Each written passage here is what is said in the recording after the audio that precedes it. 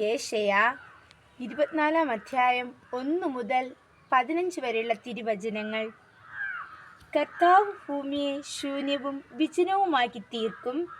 അവിടുന്ന് അതിൻ്റെ ഉപരിതലത്തെ ഞെരിച്ച് അതിലെ നിവാസികളെ ചിതറിക്കും. ജനത്തിനും പുരോഹിതനും അടിമയ്ക്കും യജമാനനും ദാസിക്കും സ്വാമിനിക്കും, വാങ്ങുന്നവനും വിൽക്കുന്നവനും വായ്പ കൊടുക്കുന്നവനും വായ്പ വാങ്ങുന്നവനും, ഉത്തമർണനും അധർമ്മണനും ഒന്നുപോലെ സംഭവിക്കും. ഭൂമി തീർത്തും ശൂന്യമാകും, പൂർണ്ണമായി കൊള്ളയടിക്കപ്പെടും. കർത്താവിൻ്റെതാണ് ഈ വചനം.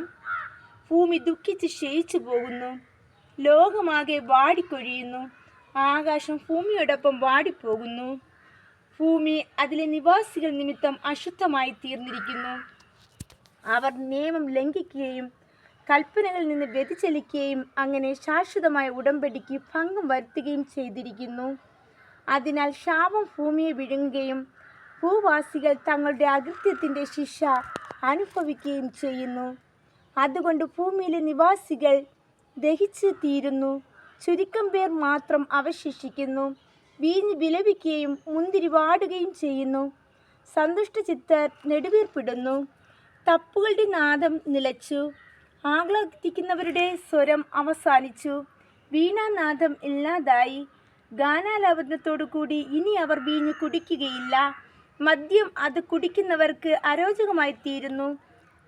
കലാപത്തിൻ്റെ നഗരം തകർക്കപ്പെട്ടിരിക്കുന്നു, ആർക്കും കടക്കാനാകാത്ത വിധം എല്ലാ ഭവനങ്ങളും അടച്ചുപൂട്ടിയിരിക്കുന്നു.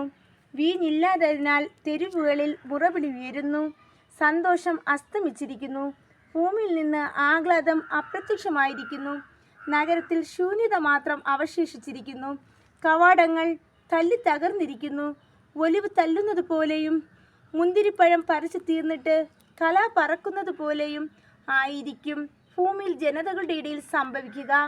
അവർ സ്വരമുയർത്തി സന്തോഷഗാനം ആലപിക്കുന്നു.